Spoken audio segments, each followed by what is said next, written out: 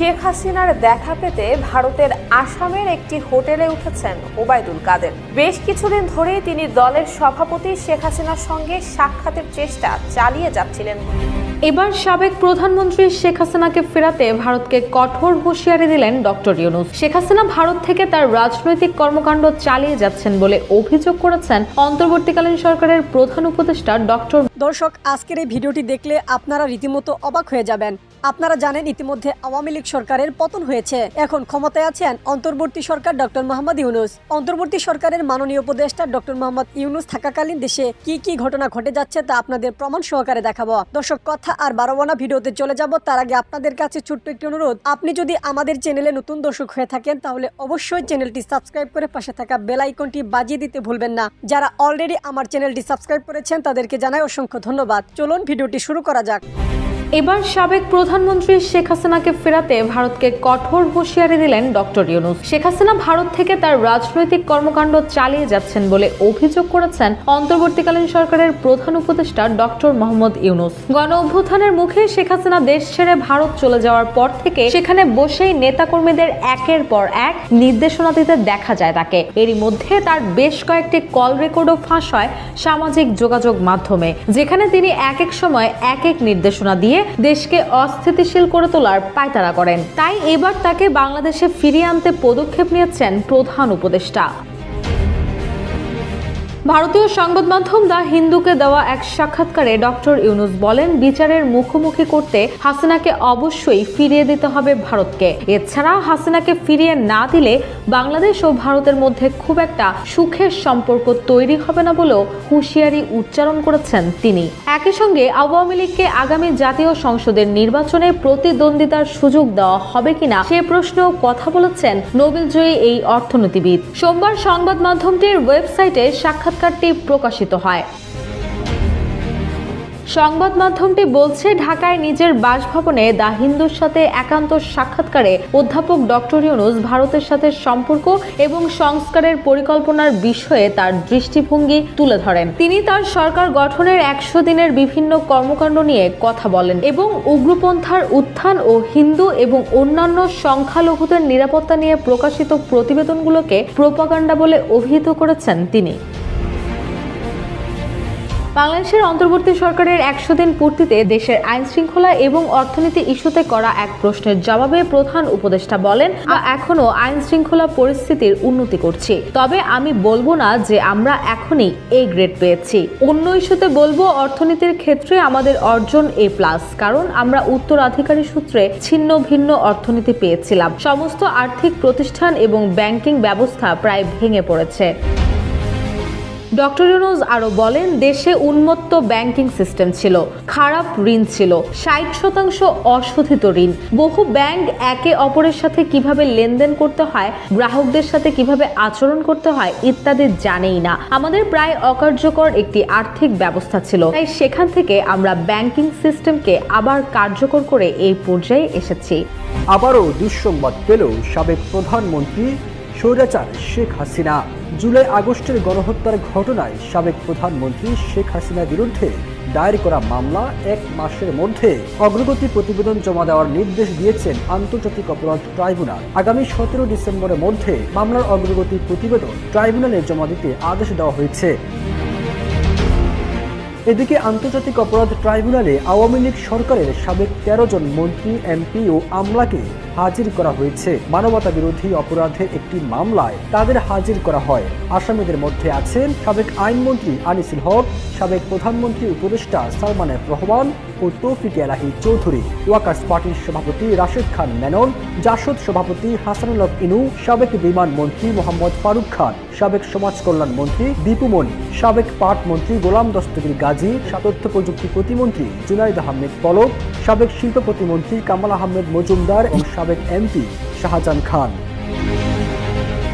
গত 17 অক্টোবর সাবেক প্রধানমন্ত্রী শেখ হাসিনা সহ 46 জনের বিরুদ্ধে ট্রাইব্যুনাল গ্রেপ্তারি পরোয়ানা জারি করে। তাদের মধ্যে যারা অন্যান্য মামলায় গ্রেপ্তার হয়ে কারাগারে আছে এমন 14 জনকে গত 27 অক্টোবর ট্রাইব্যুনালে হাজির করার আবেদন করা হয়। ট্রাইব্যুনাল সেই আবেদন মঞ্জুর করে 18 নভেম্বর ওই আসামিদের হাজির করার নির্দেশ দেয়।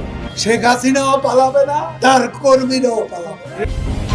শেখ হাসিনার দেখা পেতে ভারতের আসামের একটি হোটেলে উঠেছেন ওবায়দুল কাদের। বেশ কিছুদিন ধরেই তিনি দলের সভাপতি শেখ হাসিনার সঙ্গে সাক্ষাতের চেষ্টা চালিয়ে যাচ্ছিলেন বলে গুঞ্জন রয়েছে। আসামের গুয়াহাটি থেকে শেখ হাসিনার সঙ্গে যোগাযোগ সহজ হবে বলে ওবায়দুল কাদের সেখানেই থাকার ব্যবস্থা করেছেন। ভারত এবং বাংলাদেশের কয়েকজন ব্যবসায়ী সংশ্লিষ্ট একাধিক সূত্র এমন তথ্যই জানিয়েছে।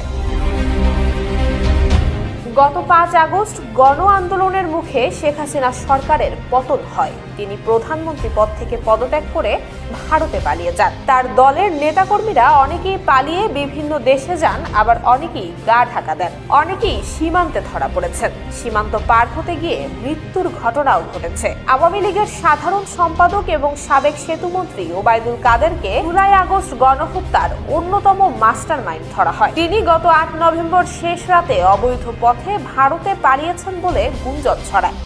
গুঞ্জনের পরদিন মধ্যরাতে পুলিশ চট্টগ্রামের হালি শহরে কাদেরের স্ত্রী ইশরাতুন্নেসার বড় ভাই নুরুল হুদার বাসায় অভিযান চালিয়েছে। সরকার পতনের পর আওয়ামী লীগের সর্বোচ্চ নীতি নির্ধারণী ফোরাম সভাপতিমণ্ডলীর কয়েকজন সদস্য এবং সাবেক মন্ত্রী এমপি সহ মাঝারি পর্যায়ের অনেক নেতা ভারতে পালিয়েছেন। তাদের কয়েকজন জানিয়েছেন ওবায়দুল কাদের ভারতের কলকাতায় পৌঁছেছেন বলে তারা শুনেছেন, তবে তাদের সঙ্গে সাক্ষাৎ হয়নি, টেলিফোনে কথাও হয়নি। একটি বাংলাদেশি গণমাধ্যমের খবরে বলা হয়েছে, সাবেক সেতুমন্ত্রী ওবায়দুল কাদের চলতি মাসের প্রথম সপ্তাহে সিলেট সীমান্ত দিয়ে একটি প্রভাবশালী মহলের সহায়তায় ভারতের মেঘালয় রাজ্যের রাজধানী শিলংয়ে পাড়ি জমান। তিনি সেখানে 2-1 দিন অবস্থান করে পরে ভারতের গুয়াহাটিতে আশ্রয় নিয়েছেন। গণ অভ্যুত্থানের পর দিল্লির লুটিন্স বাংলো জোনের একটি সুরক্ষিত বাড়িতে থাকছেন শেখ হাসিনা। ভারত সরকারই ওই বাড়িতে থাকার বন্দোবস্ত করেছে। বিশালাকার সেই বাংলোতে সাধারণত ভারতের মন্ত্রী, জ্যেষ্ঠ এমপি এবং ঊর্ধ্বতন কর্মকর্তারা থাকেন। মর্যাদা অনুসারে শেখ হাসিনাকে সেখানেই থাকতে দেওয়া হয়। আবারও তার একটা অডিও কল প্রকাশ করেছেন। উনি কখনোই ফাঁস করেননি, আর এটা যে প্রকাশ করা হয় এটার একটা ডকুমেন্ট এই কলের মধ্যে আছে। এটা ঠিক কারোর সাথে ব্যক্তিগত ফোন কলও না। আমরা যদি অডিওটা শুনি তাহলে আমরা দেখব এটা আসলে একটা জমায়েত, ছোট সভার মধ্যে উনি কথা বলছেন, ওনার বক্তব্য শোনানো হচ্ছে। এবং আমরা শুনতে থাকলে দেখবো এটা সম্ভবত ডেনমার্ক আওয়ামী লীগের একটা ছোট সভা, সেখানে তিনি বক্তৃতা করছেন, রীতিমতো অন্যরাও ইন্টারাক্ট করছেন, অনেকে তাদের বক্তব্য দিচ্ছেন। এবং তার বক্তব্যের শুরুতে তিনি বলছেন, আমার বক্তব্য তোমরা রেকর্ড করতে পারো এবং প্রকাশ করতে পারো। আমরা এর আগে তার যখন ফোন কলগুলো আমাদের সামনে আসছিল, আমরা অনেকে বলে এআইটিআই বলে উড়িয়ে দেওয়ার চেষ্টা করছি, অনেকে হাসাহাসি করেছেন যারা এটা নিয়ে কথা বলতে চেয়েছেন।